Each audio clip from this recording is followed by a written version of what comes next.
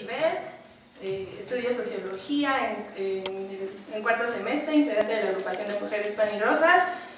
Mi compañera Yara, que también es estudiante de Sociología en octavo semestre, integrante y dirigente de la agrupación Pan y Rosas. La Jimena Vergara, que cursa el doctorado en Filosofía de la Ciencia, académica en la Facultad de Ciencias Políticas y Sociales y coautora de escritos como Luchadoras, Historias de Mujeres que Hicieron Historia, México en Llamas, Interpretaciones Marxistas de la Revolución Mexicana y múltiples artículos de análisis político y teoría marxista.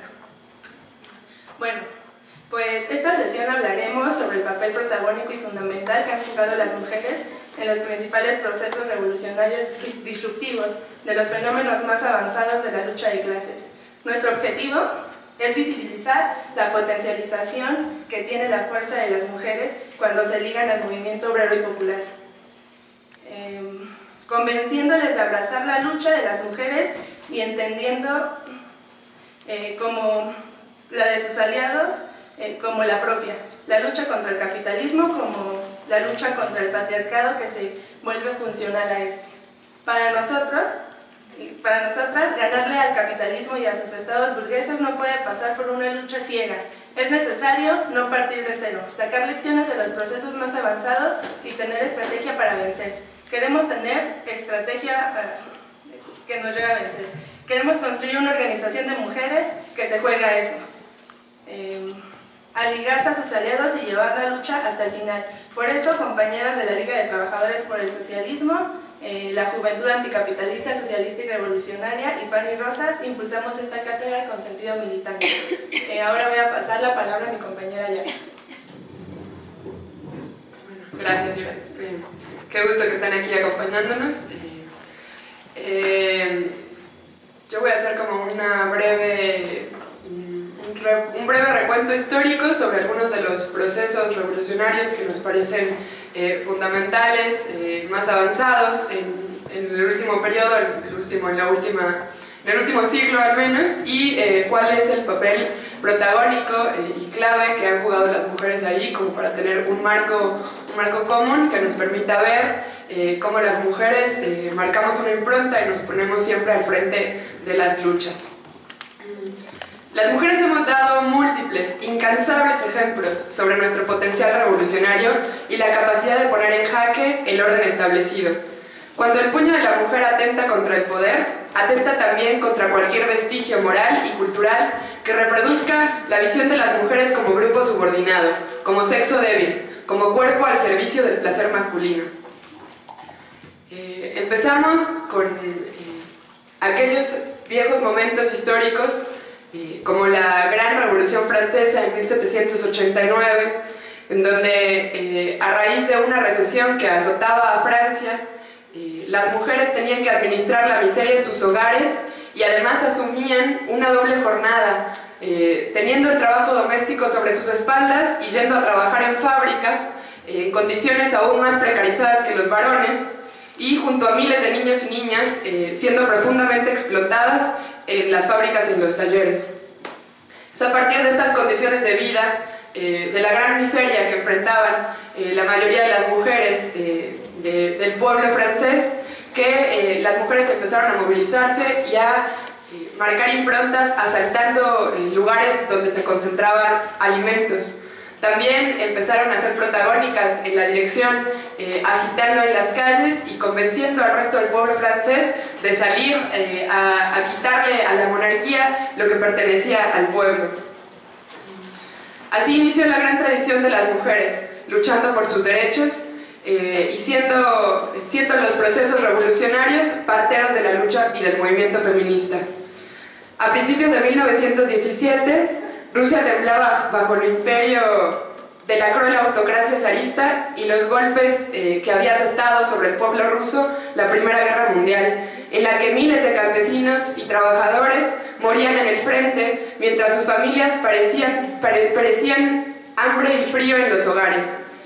El Día de la Mujer, que ahora conmemoramos, que en aquella época responde a la fecha del 23 de febrero para el calendario ruso, Cientos de mujeres salieron a manifestarse, sobre todo obreras textiles en San Petersburgo, que convocaron a una huelga bajo la consigna de pan y paz, a la que prontamente agregaron también abajo la autocracia zarista. Miles de obreros se plegaron a su espontánea manifestación, sumándose los estudiantes, los comerciantes pobres y haciendo multitudinarias manifestaciones. Las ciudades y la huelga se extendió a las ciudades como la pólvora. La policía secreta del régimen ya lo había advertido en un informe al gobierno. Las mujeres podían ser la chispa que encendería esa llama. No se habían equivocado. Estas mujeres obreras y estas mujeres campesinas dieron el puntapié inicial de la gran revolución rusa, la primera de la historia en la que, bajo la dirección del partido bolchevique y revolucionarios como Lenin, como Trotsky, la clase obrera y el campesinado tomó el poder, instauró su propio gobierno y un estado de los y las trabajadoras. Este es el primer estado que le ha otorgado a las mujeres la verdadera igualdad formal y legal frente a los varones. La primera que hizo esfuerzos palpables y exitosos para liberar a las mujeres del trabajo doméstico y de la doble jornada laboral. La primera que combatió como la peste la discriminación en el empleo, el trabajo femenino precarizado y la desigualdad salarial.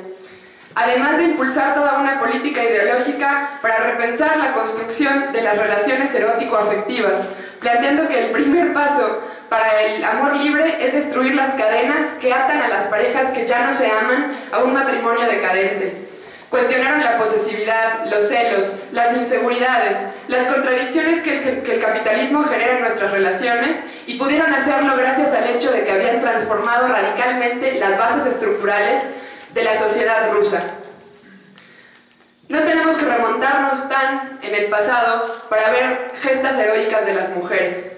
Queremos hacer sobre todo hincapié, una vez mencionando algunos de los principales referentes de la lucha de las mujeres en los procesos revolucionarios y sobre todo lo que implicó la Revolución Rusa en términos de las conquistas que pudieron alcanzar las mujeres, pero queremos centrar nuestra atención en aquellos procesos en donde las mujeres han participado de manera destacada, sobre todo a partir de que el neoliberalismo golpeó a nuestras puertas.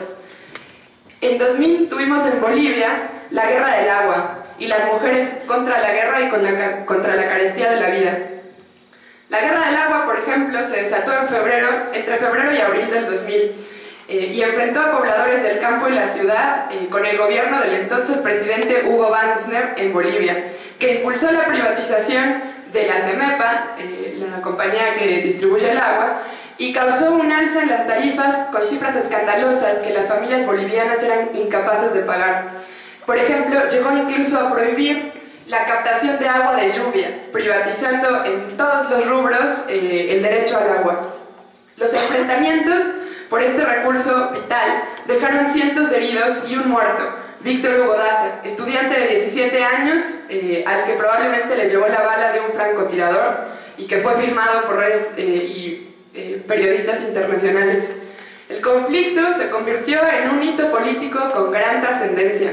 Nacional, internacionalmente, se extendió como una enfermedad transgresora y construyó otros escenarios políticos, provocando la modificación de la ley del agua y del modelo económico de conjunto, que derivó en la nacionalización de, por ejemplo, industrias petroleras instaladas en Bolivia y en la principal empresa de telefonía. Las mujeres fueron las primeras y más protagónicas personajes que nutrieron las movilizaciones, las asambleas y los enfrentamientos cuerpo a cuerpo con la policía, demostrando que podemos estar en la primera fila de batalla, luchando codo a codo con los hombres en la defensa de nuestros derechos, nuestros recursos y nuestro entorno. Tuvimos otro gran ejemplo de luchas heroicas de mujeres en el 2001, en Argentina, en las jornadas revolucionarias que empezaron con cacerolazos rebeldes. A raíz de la crisis económica que azotó a Argentina en el 97, en el cuarto año de esta recesión, las clases medias y amplios sectores obreros y populares salieron a movilizarse tirando a una decena de presidentes en un par de semanas.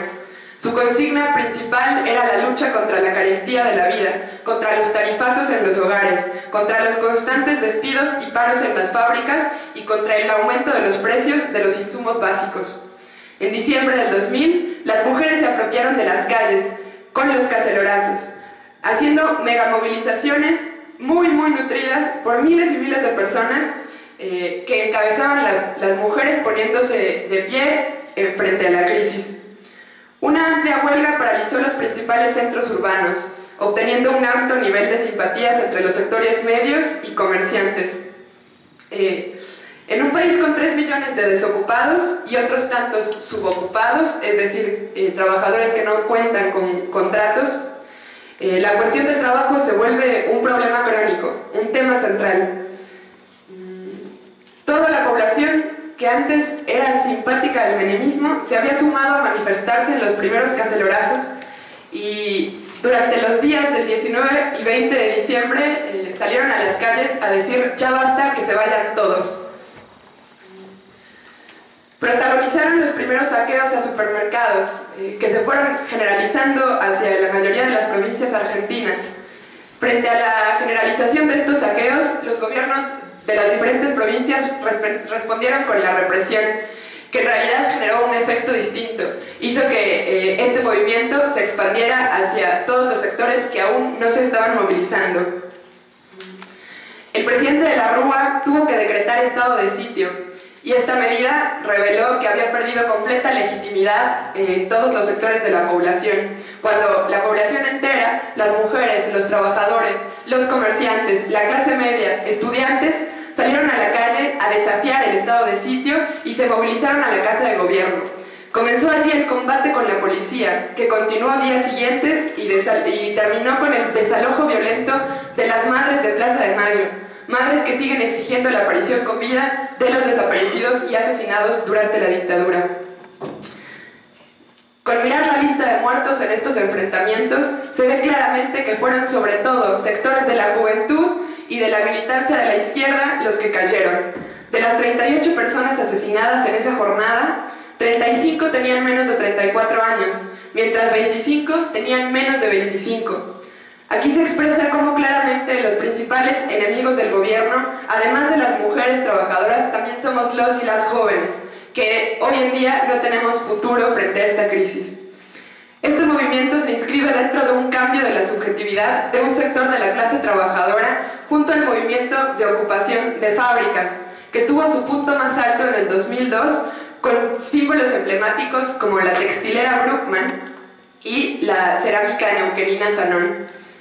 Bruckmann fue cerrada por sus antiguos dueños en diciembre del 2001. Sus trabajadoras trabajaban en negro, es decir, no tenían derechos, con salarios bajísimos y con considerables atrasos en la maquinaria que utilizaban. El 18 de diciembre del 2001 decidieron ocupar la fábrica, poniéndola a producir bajo control obrero. Arreglaron las máquinas, remodelaron las instalaciones y con mucho esfuerzo salieron adelante. Lograron aumentar sus salarios a más de 500 pesos argentinos al mes, pagando también seguros sociales y dando trabajo a más de 70 trabajadoras. Todas participaron para lograr la recuperación de la fábrica, que tenía un año funcionando bajo control obrero y quería ser desalojada por la policía. En un operativo de más de 200 efectivos policiales, camionetas y tanques. Luego de varias negociaciones que resultaron estériles, las obreras, apoyadas por miles de personas, derribaron las vallas policiales y recuperaron la fábrica. Casos como el de Sanón y Bruckmann son espacios donde los obreros rechazan hacerse cargo de las deudas de los patrones, reclaman la expropiación sin pago de las fábricas y su estatización, manteniendo el control obrero sobre la producción. Esto es algo que hoy en día ya logró Sanón. Este fenómeno de ocupación de fábricas, en donde las mujeres jugaron un papel protagónico y fundamental, puso en el centro del cuestionamiento a la propiedad privada y a la legalidad burguesa, prefigurando una respuesta obrera autónoma a la destrucción de las fuerzas productivas y a la salida capitalista de las crisis, cerrar fábricas y despedir masivamente. Esto constituye uno de los procesos sociales más avanzados en el último periodo. Era más que una movilización, era casi una insurrección. En el 2006, en México, también contamos con uno de los mayores hitos de la lucha de las mujeres. La APO, la Comuna de Oaxaca, y la puesta en pie de la Coordinadora de Mujeres Oaxaqueñas. Esta avanzada experiencia en la acción y en la subjetividad del pueblo oaxaqueño, en uno de los estados más atrasados, sumidos en la miseria de México, retomó en los hechos las mejores experiencias del movimiento obrero y de masas del continente en los últimos años. Tuvo características prerevolucionarias, el control territorial, la autodefensa implementada por las masas, la radicalización en los métodos y en la conciencia. La Comuna de Oaxaca representa en los hechos un salto en la acción del proletariado mexicano, un ensayo revolucionario de las masas obreras, campesinas y populares a la que vale la pena dedicarle un poco de atención. En primer lugar, hay que explicar que la Comuna de Oaxaca se dio durante un profundo descontento nacional ante el gobierno de Fox, panista, que había aumentado en el uso de medidas represivas y de coerción contra los movimientos sociales. Pocas semanas antes de que iniciara la lucha de Oaxaca, las masas del país presenciaron la rebelión obrera de Sicarza, por ejemplo, que defendió con la huelga contra la acción de la Policía Federal con un saldo de 2 obreros asesinados. Tuvimos también como referente anterior la salvaje represión en San Salvador Atenco, donde la policía perpetró decenas de violaciones contra mujeres activistas y luchadores sociales, así como de pobladores que defendían sus tierras. Este descontento existente en las masas a nivel nacional dio un salto cualitativo con el fraude del 2 de julio y alimentó la lucha de las masas oaxaqueñas que poco a poco iban aumentando su odio al gobierno. En este sentido, la lucha de la Comuna no se encontraba aislada de la situación política nacional, sino que era parte de un proceso generalizado de insatisfacción y descontento con las condiciones de vida y con los rasgos más antidemocráticos de este régimen, que había intentado instaurar una transición democrática que en realidad fue pactada entre el PRIATO y los más de 70 años de gobernatura del PRI con el PAN. Hay que decir que en Oaxaca la antidemocracia del régimen también tuvo su correlato después de una larga tradición de gobiernos priistas de corte represor, cuyo exponente más claro fue Ulises Ruiz Ortiz, que desde el inicio de su mandato en el 2004 actuó con mano dura contra las luchas de los activistas y del magisterio, obteniendo un gran número de presos políticos, asesinados y manteniendo el hostigamiento permanente hacia las organizaciones populares y hacia las comunidades indígenas y autónomas, con grupos paramilitares y la militarización del Estado. La lucha de la Comuna inició con la huelga del magisterio, de la sección 22, un sector clave y el más dinámico del movimiento obrero mexicano, que tanto por su combativa tradición de lucha como por su rol económico y social, ya que los maestros son el nexo entre la ciudad y el campo, ocupaba un peso fundamental en la vida urbana y política del Estado oaxaqueño. El 22 de mayo, 70.000 trabajadores de la CENTE iniciaron la huelga, exigiendo un pliego que incluía la demanda de rezonificación y reasignación salarial. Esta lucha se convirtió en una huelga indefinida ante la cerrazón de las autoridades y del gobierno a negociar. La sección 22 instaló un plantón en el Zócalo y alrededor de este el magisterio impulsó nutridas movilizaciones y acciones de lucha, como bloqueos a carreteras, movilizaciones a las sedes de los partidos políticos y mítines en contra de las órdenes de aprehensión. El 1 de junio bloquearon los 5 accesos del aeropuerto de la ciudad de Oaxaca. El 2 de junio se realizó la primera de las 7 megamarchas, con más de 80.000 personas movilizándose en solidaridad con el magisterio oaxaqueño. La Policía Federal amenazó con la llegada de 1.500 efectivos y ante esta amenaza, la respuesta fue una jornada de protesta el día 6 que incluyó la toma de instalaciones de Petróleos Mexicanos, de la caseta de la autopista México-Oaxaca y el cierre solidario de la Universidad Autónoma Benito Juárez por parte de los estudiantes y trabajadores solidarios con la CENTE. La siguiente megamarcha contó con la participación de más de 170.000 personas y pocos días después se dio el primer granito del movimiento. El 14 de junio, el gobierno intentó desalojar el plantón del Zócalo, mandando un operativo policíaco con cientos de efectivos estatales, utilizando gas lacrimógeno, helicópteros y, según cientos de evidencias y testimonios, balas de plomo, pretendiendo cortar de tajo la movilización y el proceso de organización del magisterio mediante la represión. Aunque la respuesta del pueblo y del magisterio fue defensiva, la organización y la autodefensa para repeler el ataque de la policía logró conquistar para el movimiento el centro neurálgico de la ciudad, es decir, el Zócalo, y replegar a las fuerzas policiales a los cuarteles de los que no pudieron salir en varios días. La siguiente movilización, 2 días después de este enfrentamiento, contó con casi 300.000 personas, trabajadores, campesinos, indígenas de diversos sectores del Estado y amplios sectores populares. A partir de aquí se iniciaron a impulsar organismos de autodeterminación de las masas, como lo fue la creación de la Asamblea Popular de los Pueblos de Oaxaca, donde delegados de diferentes zonas, barrios, escuelas, decidían democráticamente la política que debía seguir la APO. Empezó a funcionar este espacio de autoorganización en los hechos como un espacio de doble poder, ya que habían paralizado centralmente las fuerzas represivas y tenían control de la mayoría del centro histórico, es decir, el control territorial. Incluso levantaron organismos de autodefensa como el heroico Cuerpo de Topiles, la Policía Magisterial de Oaxaca, la POMO, y en particular el fenómeno que a nosotros hoy nos tiene aquí platicando de la Comuna de Oaxaca, que es la Coordinadora de Mujeres Oaxaqueñas. La COMO, la Coordinadora de Mujeres Oaxaqueñas, tuvo un rol destacado en la ocupación de la radiodifusora estatal, que después de una movilización de miles de mujeres, terminó con la toma de las instalaciones para el movimiento, poniendo al servicio de la lucha a los medios de comunicación. Mientras la APO, por ejemplo, discutía si debía o no avanzar en este tipo de medidas, las mujeres se encontraban movilizándose en las calles y diciendo: esto no se puede poner sobre la mesa, no podemos dudar al tomar este tipo de medidas.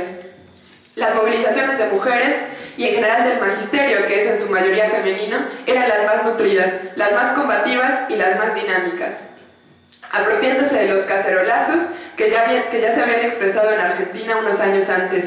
Todo servía para la lucha, y lo primero que las mujeres utilizaron para taladrar la tranquilidad de los patrones y de los empresarios fueron instrumentos de cocina. La APO se comenzó a extender a otros lugares del Estado y también aumentó la represión mediante hostigamiento policial, mediante las caravanas de la muerte que visitaban las barricadas y con el fortalecimiento de los grupos paramilitares que debilitaban los nexos entre el campo y la ciudad. Hubo decenas de muertos en las movilizaciones y en las barricadas, pero la gente no se echaba para atrás. Todos, unidos, coreaban al mismo tiempo: fuera Ulises Ruiz, viva la APO.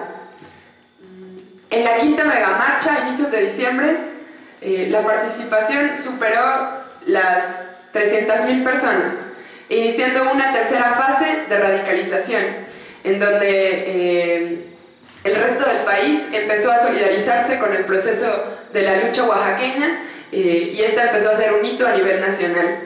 Es en este momento en la que muchos de los compañeros de la comuna esperaban que López Obrador girara sus ojos hacia Oaxaca y tuviera un gesto de auxilio, que lograra enviar a las masas que se habían movilizado aquí en el Distrito Federal por millones contra el fraude a solidarizarse con la comuna. Esto nunca sucedió. Para nosotros es el primer punto para partir de la desconfianza hacia los partidos del régimen y hacia sus caudillos, como en algún momento llegó a ser López Obrador, que por la vía de los hechos no apoyó la Comuna de Oaxaca y contuvo el descontento social con un plantón que no rompió ni un vidrio. Ante la presión del gobierno, también empezaron a operar las organizaciones no gubernamentales que intentaban poner de intermediarios al Papa o a la ONU, en lugar de fortalecer la lucha y empezar a desarrollar más organismos de autoorganización. La lógica de las ONGs era sobre todo permanecer dentro de los límites institucionales y de la legalidad burguesa, es decir, del respeto a la propiedad. Finalmente, la dirección magisterial instrumentó una dudosa consulta que iba en contra de los resolutivos de la APO y de la voluntad de la mayoría de los maestros que sostenían las barricadas. Finalmente arrojó el resultado de una supuesta posición mayoritaria de regresar a clases. El primer intento de levantar la huelga magisterial se vio frustrado por el aumento de la represión y obligó a que la dirección del magisterio tuviera que condicionar el regreso a clases a el cese del hostigamiento y del ataque a los participantes de la comuna. Es aquí donde nosotros abrimos una reflexión acerca del enorme papel que pueden jugar las organizaciones de trabajadores nutriendo las luchas, como pueden ser los sindicatos, pero sobre todo el papel vital que deberían jugar las bases decidiendo democráticamente qué política deben impulsar esos sindicatos. A raíz de lo que decidió la dirección del magisterio oaxaqueño, empezaron a darse un montón de fenómenos antiburocráticos, es decir, bases de trabajadores dentro de los sindicatos que cuestionaban a sus direcciones, planteándoles por qué no ponían todos sus esfuerzos al servicio de nutrir la lucha.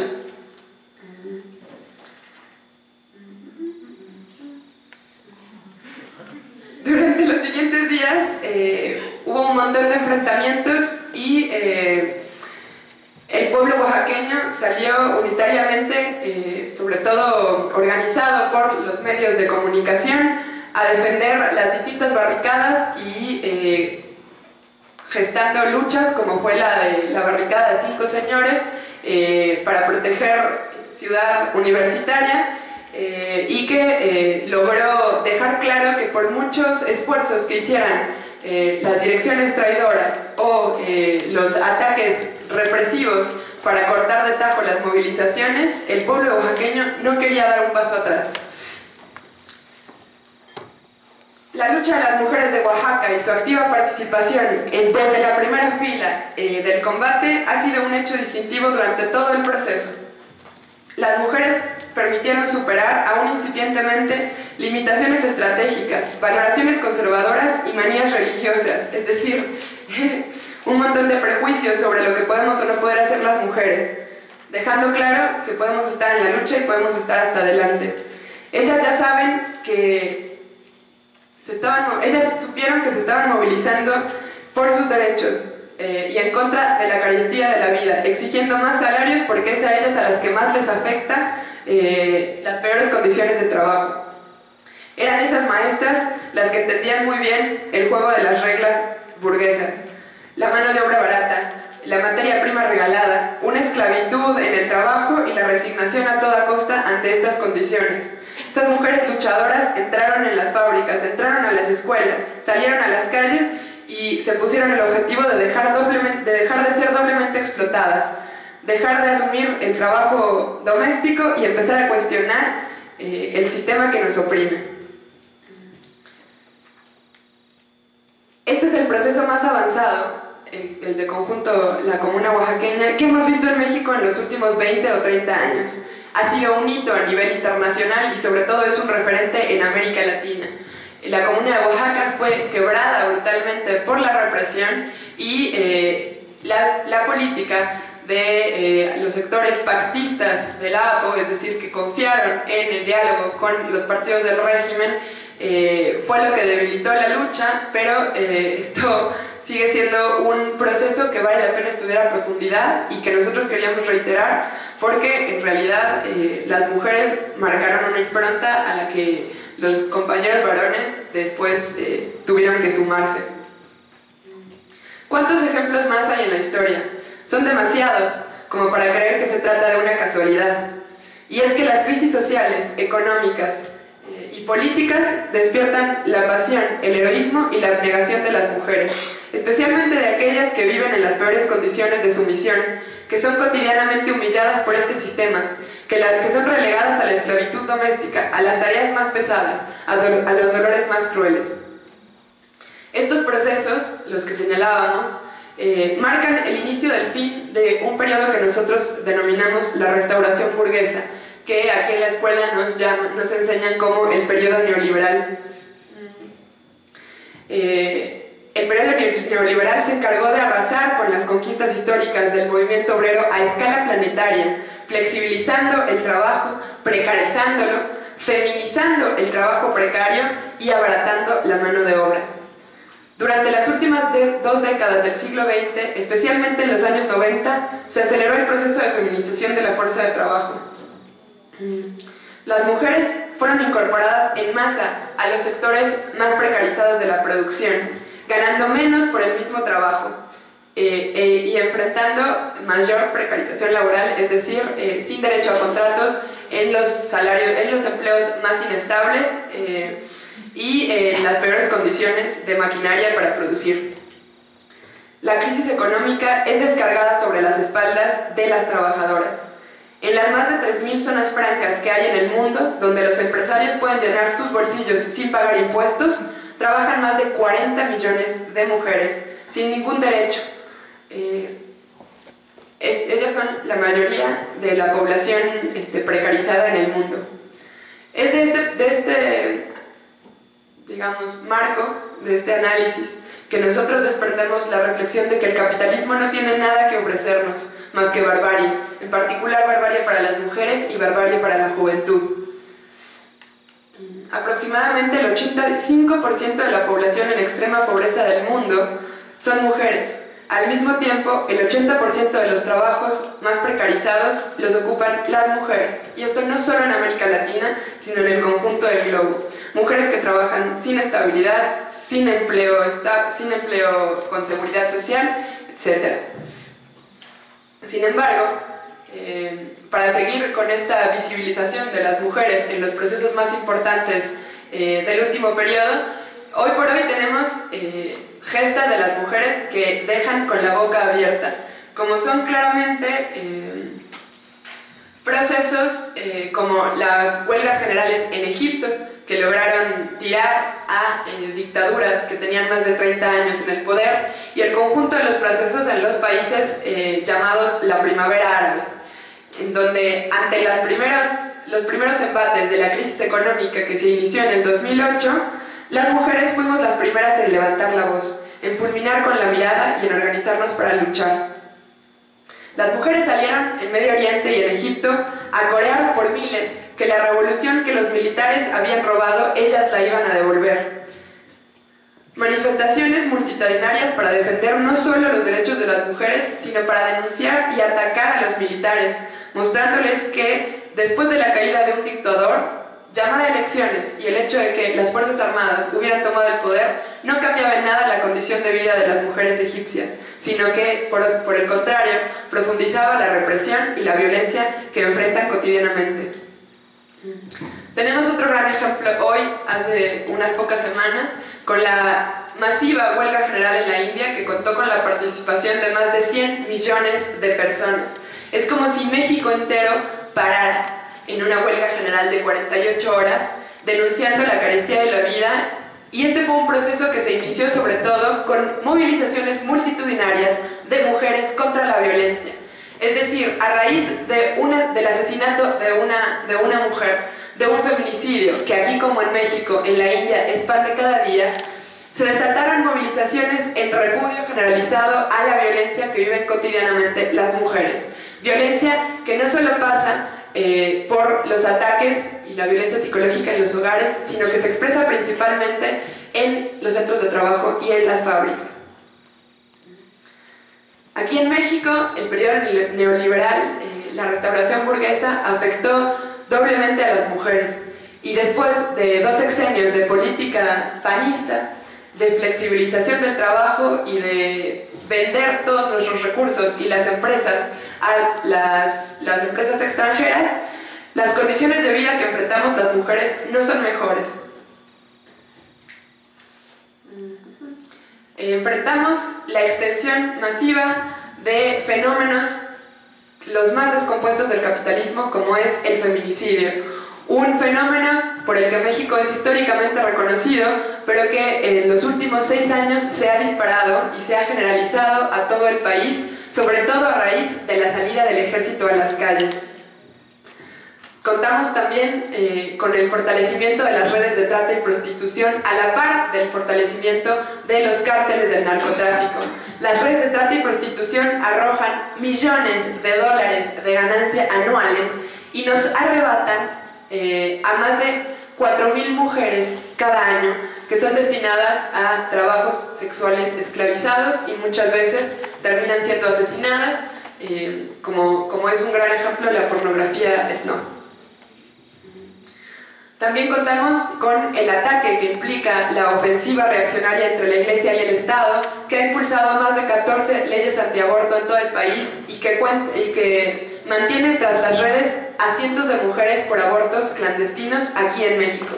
Este es un embate del capitalismo patriarcal, de la burguesía, de los gobiernos clericales y patronales, que intenta evitar que las mujeres decidamos sobre nuestros cuerpos.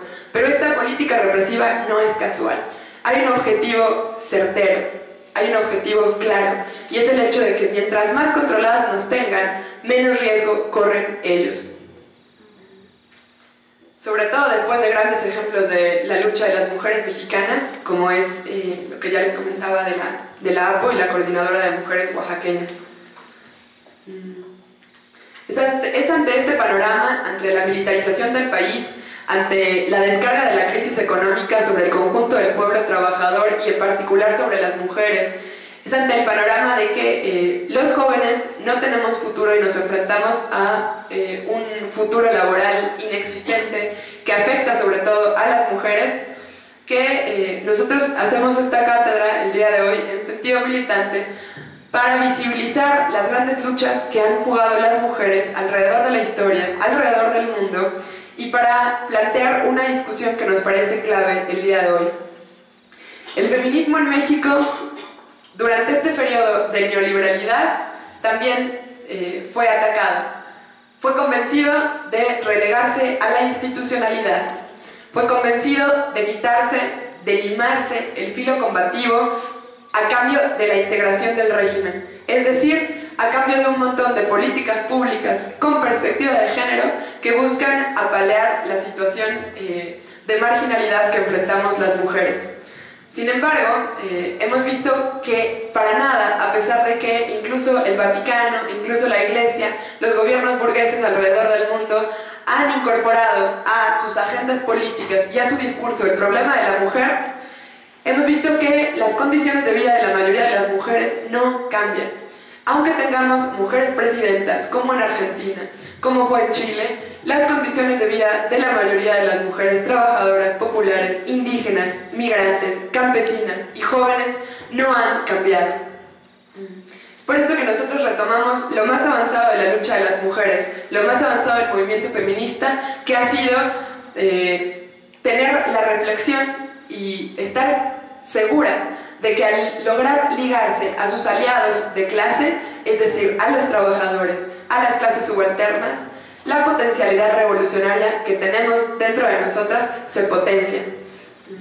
Este 8 de marzo queremos proponerles movilizarse con nosotros para dar una lección sobre lo que implica luchar por nuestros derechos, luchar de manera independiente, sin confiar en los partidos del régimen y sin confiar en que un Estado y un Congreso, por ejemplo, que vota leyes antiaborto, va a resolver el problema de los asesinatos de mujeres.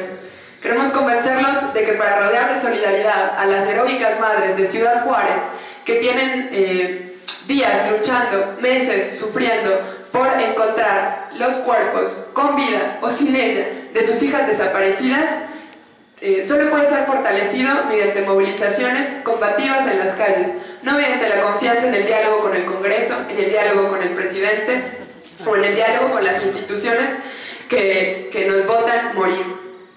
Este 8 de marzo queremos hacer no una conmemoración del Día de las Mujeres en abstracto, diciendo que es muy bueno festejar que somos lindas, que somos amorosas, que somos abnegadas, sino retomar la tradición más combativa de este movimiento de mujeres, que por ejemplo el 8 de marzo fue instaurado en honor a obreras textileras que en una huelga general fueron calcinadas dentro de la fábrica por órdenes de la patronal. Queremos recuperar esta tradición y decir que la lucha por la conquista de nuestros derechos, por la conquista de nuestros cuerpos frente a la injerencia que tiene el Estado y la Iglesia en ellos. La lucha por conquistar mejores condiciones laborales y por dejar de asumir como natural el trabajo doméstico pasa hoy por frenar el asesinato de mujeres y por rodear de solidaridad a las madres heroicas que van a venir al DF a exigirle al gobierno que frene la política de represión sistemática hacia nosotras. Queremos abrir aquí la discusión sobre qué organización y qué tipo de estrategia necesitamos las mujeres para conseguir todo esto, para conquistar nuestros derechos, nuestro derecho al pan, pero también a las rosas. Y ahora, pues, yo con esto terminaría, le cedo la palabra a nuestra compañera Jimena, que va a profundizar un poco en esta reflexión sobre con qué perspectiva debemos organizarnos las mujeres en esta lucha.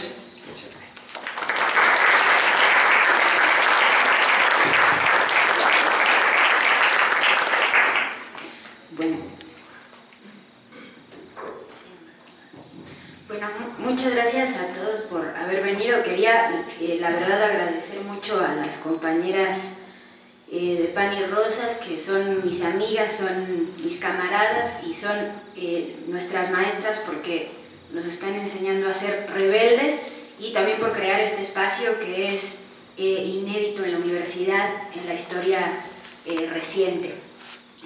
Bueno, yo quería, retomando el hilo conductor de lo que plantea Yara en su exposición, ¿no?, que aborda algunos hitos o procesos emblemáticos donde la relación lucha de las mujeres y lucha revolucionaria se profundiza y se dialectiza y se vuelve una. Yo quería partir de esta reflexión y también de la denuncia que hace de lo que se conoce como la ofensiva neoliberal, ¿no?, en cuanto a sus repercusiones en el terreno social y político, y también en el terreno de la ubicación de las organizaciones feministas. Quería tomar este hilo conductor para plantearles o compartir con ustedes una reflexión. Bueno, como planteaba Yara, la ofensiva neoliberal, ¿no?, que nosotros consideramos un periodo de restauración burguesa en su conjunto. ¿Por qué un periodo de restauración burguesa? Porque el capitalismo logra garantizar su reproducción, ¿no?, y sostener su tasa de ganancia sobre la base de una reestructuración profunda en el mundo del trabajo, y también sobre la base de restaurar el capitalismo en aquellos países donde la burguesía había sido expropiada porque cae la Unión Soviética y con ella todos los estados obreros que surgieron en las décadas previas. Bueno, esta restauración lo que generó, como decía Yara, son condiciones inéditas en la situación de las mujeres, ¿no?, a nivel internacional, fundamentalmente porque las integra violentamente al mercado laboral en condiciones cada vez más precarias, como decía Yara, y fortalece las dobles cadenas de explotación y opresión porque no las libera de las tareas domésticas. No solo es el trabajo precario, sino que además es la doble jornada que la mayor parte de las mujeres tienen que cumplir cuando termina su jornada laboral. Y además, como decía Yara, también se exacerbaron profundamente los rasgos más degradados del sistema capitalista, con el curso ascendente de la trata de mujeres y niñas, con los feminicidios y la precarización femenina, que es un fenómeno lamentablemente internacional. Entonces, yo me voy a abocar en plantearles una reflexión. Junto a estas transformaciones en el mundo del trabajo, junto a estas cuestiones estructurales, este periodo vino acompañado de una fuerte ofensiva ideológica donde se instaló el sentido común, del cual se convenció también el conjunto de la izquierda o la mayor parte de la izquierda, de que ya no valía la pena luchar por destruir el capitalismo, solo había que luchar, o solo era posible luchar por humanizarlo, ¿no?, por darle una cara menos agresiva, por atemperar sus aspectos más despiadados, por amortizar el poder de los monopolios. Esta idea permeó también muy hondo en el movimiento feminista, ¿no?, como decía Yara, y sus organizaciones, que al amparo de los estados y la ONGización de su práctica política renunciaron fundamentalmente a encarar la cuestión de la mujer y la lucha por sus derechos desde una perspectiva revolucionaria, desde una perspectiva anticapitalista.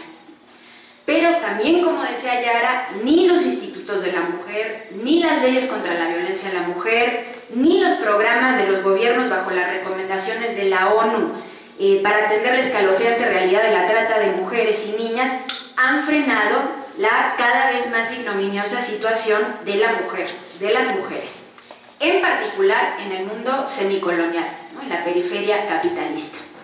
Entonces, junto a ello, además el neoliberalismo, decíamos, instala el lugar común de que no se puede vencer, no se puede derrotar al capitalismo, que este se ha quedado de una vez y para siempre, y que no hay más nada que hacer que reformarlo en la medida de nuestras posibilidades.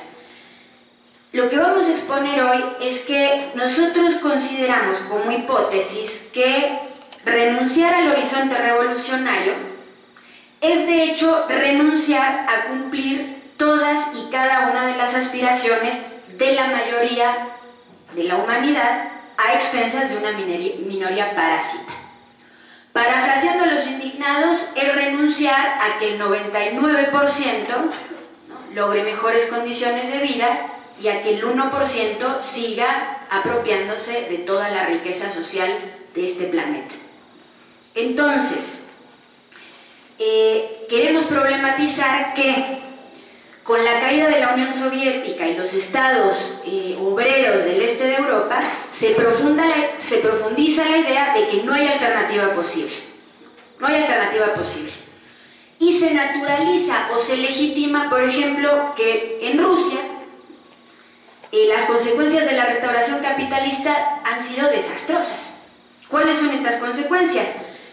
La restauración capitalista trajo más democracia para las masas rusas, como pregonaban los ideólogos del capitalismo y la perestroika y las grandes campañas que en los 80s acompañaron ideológicamente el discurso de restauración capitalista.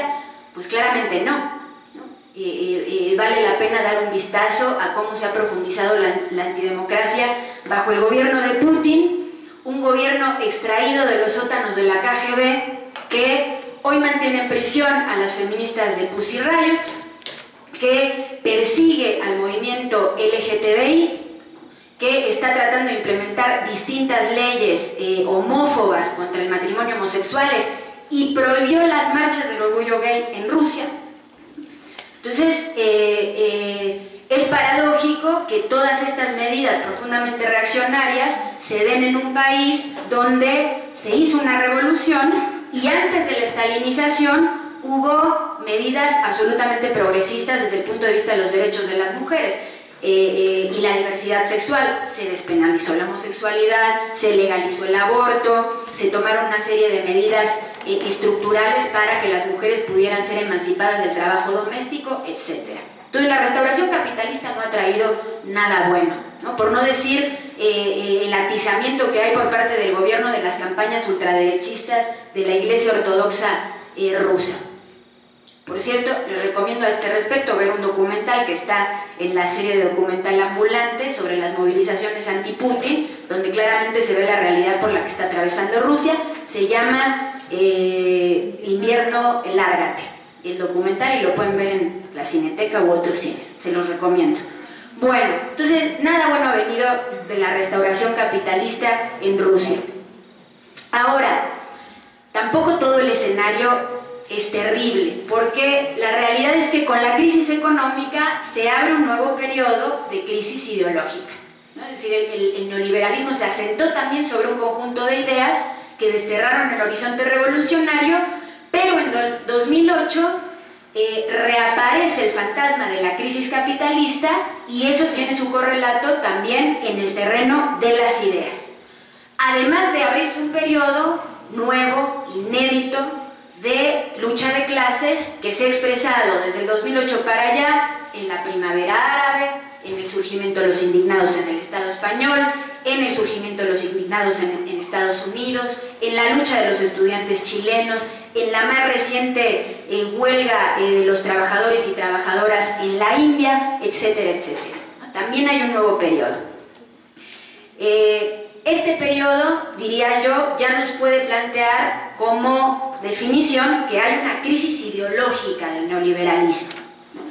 El capitalismo ya no goza de buena salud y las crisis, como como decía el comunista italiano Antonio Gramsci, pueden crear un terreno favorable para la difusión de determinadas maneras de pensar, de formular y resolver las cuestiones que implican todo el desarrollo ulterior de la vida estatal, decía Gramsci, ¿no?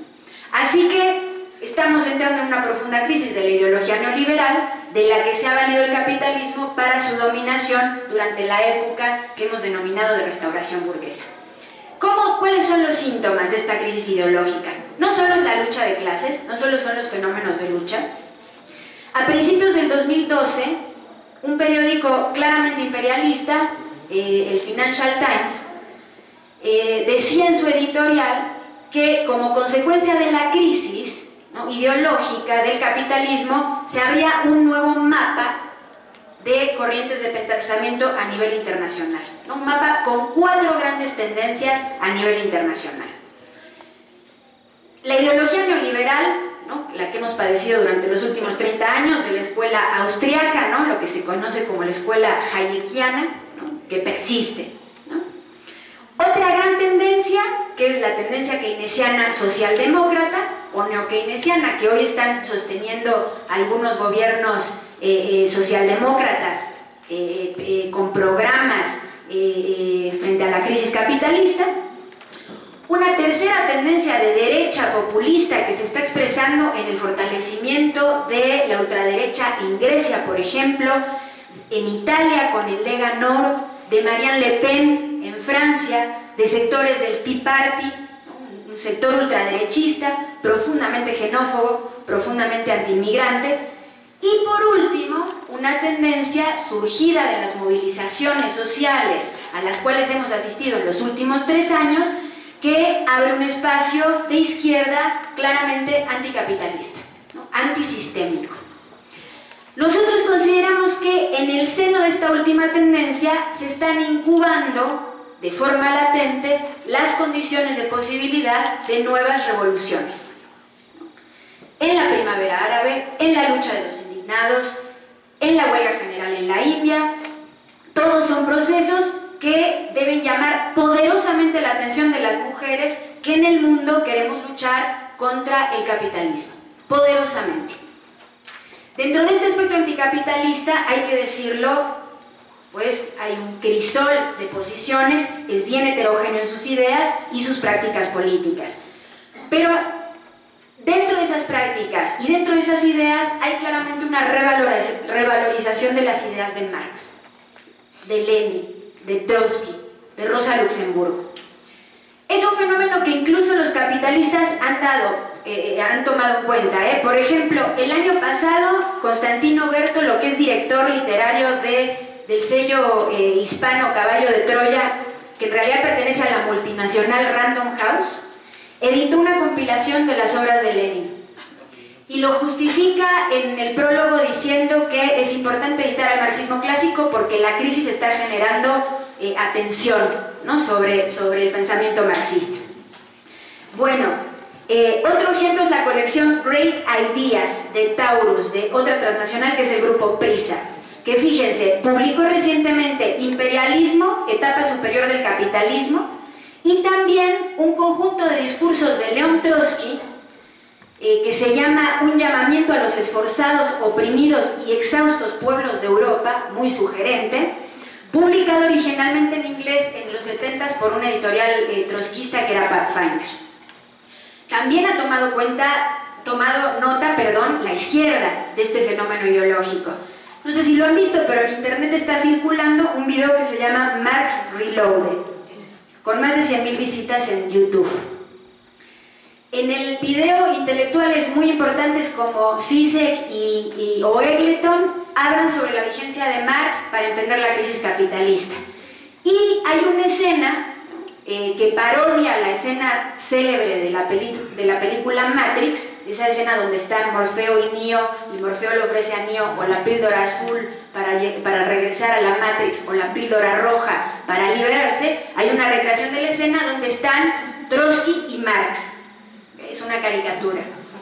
Y Trotsky le dice a Marx: si tomas la píldora azul, vas a despertar siendo un editor en Colonia de un diario provincial y probablemente te unas a una logia masónica. Pero, si tomas la píldora roja, yo te voy a enseñar hasta dónde puede llegar la revolución permanente. Está circulando en internet, les recomiendo ampliamente que lo vean. No es menor. Tomar la píldora roja significa tomar el camino de la revolución. Tomar el camino de la revolución significa tomar el camino de la destrucción del sistema capitalista y sus estados. Pero ¿cómo? ¿Cómo se hace esto? Suena francamente muy complicado. La pregunta ¿cómo? En estos momentos es fundamental porque implica pensar en los términos en los que pensaron pues nada más y nada menos que los marxistas de principios del siglo XX, que tuvieron que pensar cómo hacer revoluciones. De hecho, hicieron revoluciones o fueron protagonistas de revoluciones. Es decir, implica pensar en estrategia. ¿Qué estrategia para destruir al capitalismo? Estrategia entendida como un arte. ¿Un arte en qué sentido? Un arte en el camino de la insurrección, en el camino de la destrucción del Estado capitalista, un arte en el sentido de que de lo que se trata es de destruir ciertas relaciones sociales, las de la explotación, las de la opresión, y construir nuevas relaciones sociales. ¿Por qué? Porque hoy por hoy son 200 monopolios los que succionan toda la riqueza social del planeta. Las relaciones capitalistas impiden organizar la sociedad de otra manera y los más profundos padecimientos se ciernen sobre los más desprotegidos: las mujeres, las campesinas, las indígenas, las trabajadoras, las jóvenes. Porque como ya explicaron las compañeras de Pan y Rosas en las sesiones anteriores, la violencia hacia las mujeres en el capitalismo es estructural, es inherente al propio sistema. Entonces, en este sentido la pregunta es, pues, ¿cómo nos dotamos de una estrategia para vencer? Todos los interesados en que este sistema de barbarie fenezca. ¿Y cómo recreamos una estrategia revolucionaria en términos actuales? Porque yo ya hablé de los marxistas del siglo XX. Queremos detenernos en tres cuestiones, no en todas las cuestiones que hacen a lo que nosotros consideramos estrategia, solo en tres cuestiones.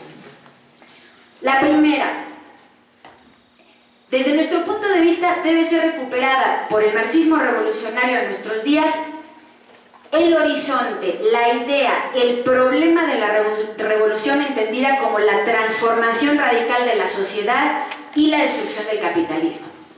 Esto suena sencillo, pero es una idea que está desterrada del imaginario de la juventud y el movimiento de masas. Primera cuestión. Segunda cuestión, el problema del sujeto de dicha transformación. ¿Quién? ¿Qué sector? ¿Qué clase? ¿En alianza con quiénes? Y el tercer problema que queremos abordar es ¿qué tipo de organización necesitamos para encarar estas tareas, pues que son enormes? Y sobre todo nos interesa enfatizar qué tiene que ver esto, esta recuperación de la estrategia, con la lucha de las mujeres por nuestros derechos. ¿Okay? En primer lugar, y para interlocutar con un fenómeno actual, la primavera árabe, que ya mencionó Yara, ¿no? Y los procesos que se han desarrollado en el norte de África y Medio Oriente. Son fenómenos que abrieron un gran debate de estrategias, de hecho, en el crisol de la izquierda a nivel internacional. Para muchos, la mayoría, se trata de revoluciones democráticas, ¿no? Cuyo impulso termina en la reivindicación antidictatorial, ¿no? La lucha contra las dictaduras de Hosni Mubarak, Ben Ali, etcétera, etcétera, o son revoluciones influenciadas por el islamismo teocrático, que lo que quieren es imponer regímenes teocráticos.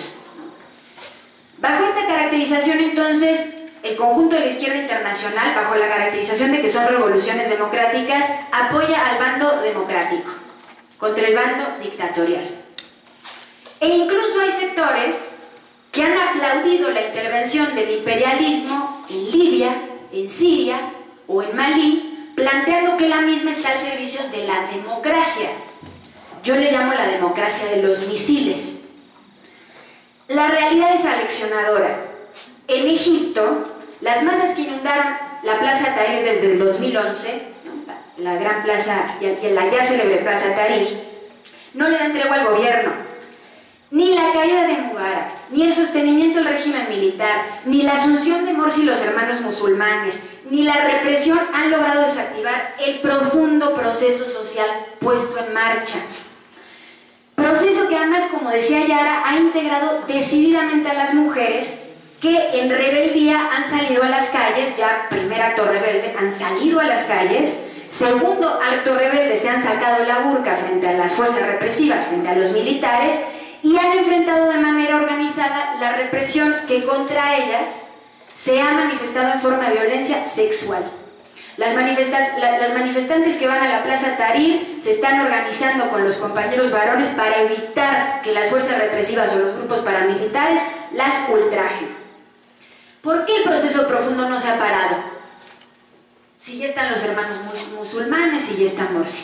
Porque ninguna de las reivindicaciones estructurales de las masas egipcias están resueltas. No está resuelta el hambre, no está resuelta la miseria, no está resuelta la precarización, no está resuelto el problema de la independencia nacional y la soberanía, que es una cuestión clave en Egipto, porque el imperialismo es hegemónico y dominante en la economía y en la geopolítica. Entonces, ninguna de estas reivindicaciones se ha resuelto.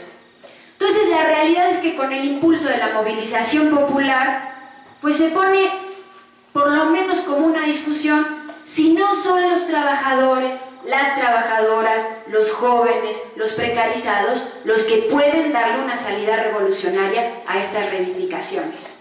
Si no se pone, por lo menos en la discusión, la necesidad de construir un nuevo tipo de gobierno, que no es el de los hermanos musulmanes, ni el de Ben Ali, ni el de ninguna de las variantes del régimen, que van a dejar las cosas intactas.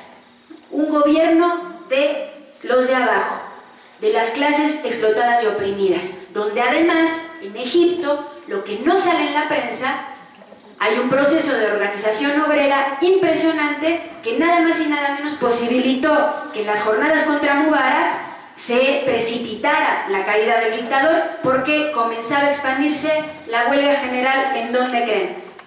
En el canal del Suez, donde se recrudece la dominación imperialista, porque es un lugar estratégico, es el punto de partida de la distribución petrolera del Mediterráneo.